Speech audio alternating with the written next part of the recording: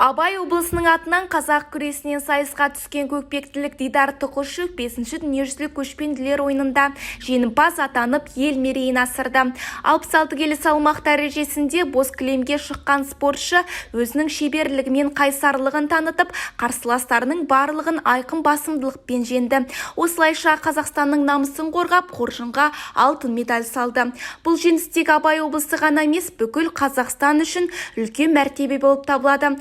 Дидар Тұқышевтың қажырлы еңбегі мен қайсарлығы ұлттық спортты насихаттаудағы үлесі қазақ күресінің халықаралық деңгейде танылуына өз септігін тигізуде.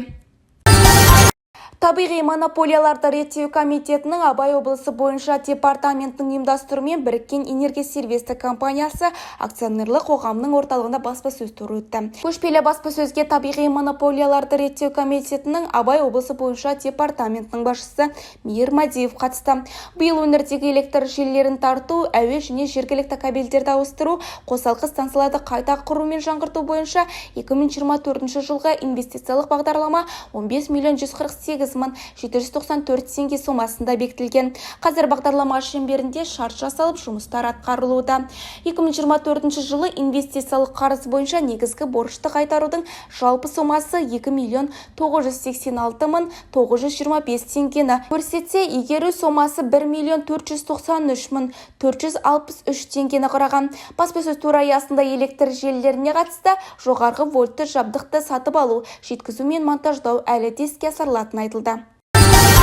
Абай облысында 2023-2025 жылдарға арналған балалардың құқықтарын қорғау, зорлық-зомбылық және өз-өзіне қол жұмсаудың алдын алу жөніндегі кешенді жоспар аясында мектептерде психологиялық қауіпсіздікті қамтамасыз етуге бағытталған озық бағдарламалар енгізілуде. 2024-2025 оқу жылынан бастап өңірдегі 4 пилоттық мектепте оқушылар арасындағы буллингтің алдын алу және оны жоюға бағытталған Киба антибуллинг бағдарламасы іске қосылды. Бұл бағдарлама Европа елінде кеңінен қолданылады. Абай облысы Семей қаласындағы облыстық жиын пунктінде күз 2024 әскерге шақыру науқаны аясында Қазақстан Республикасының шекара қызметіне мерзімді әскери қызметке аттанушыларды салтанатты шығарып салу рәсімі өтті. Бұл мерекелік күні жас сарбаздар елдің шекарасын қорғаушылар қатарын толықтыруға дайын екендіктерін паш етті. Күз 2024 әскерге шақыру науқанында 18-ден астам жас сарбаз отан алдындағы борышын өтеуге аттанды. Оларды шығарып салуға келген ата-аналарының жүзінде мақтаныш пен толғаныс байқалды. Бесқарағайдағы тұрғындар өтінішіне орай жаңа саябақ салынуда. Аудан орталығындағы Сәкен Сейфуллин көшесінің бойындағы демалыс орны ауылдықтарға қуаныш сыйлауда. Саябақ салу мәселесі аудан әкімінің тұрғындармен кезекті кездесуінде талқыланып, көтерілген болатын. Қаражат облыстық бюджеттен бөлінген саябақта балалар спорт алаңы орнатылуда.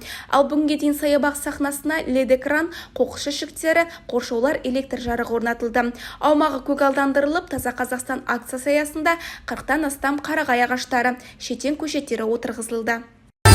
Талдың көлеңкесіне жайғасқан бұл үш бірдей автобус Шығыс кентіне қатынайтын 29-ші қоғамдық көлігі. Жергілікті халықтың айтуынша түскі 12:30-дан 2:30-ға дейін автобус желісінде бірде-бір автобустың қарасы көрінбейді. Бұл бір күндік әңгіме емес, соңғы уақытта жиі қайталанады екен. Автобус күтіп шаршаған қара халық айдаладағы орманда автобустардың бей-берекет тұрғанына наразы. Бүгінге жаңалықтар легі осындай. Сіздермен бірге болған Сымбат Қайратқызы, Семей таңы.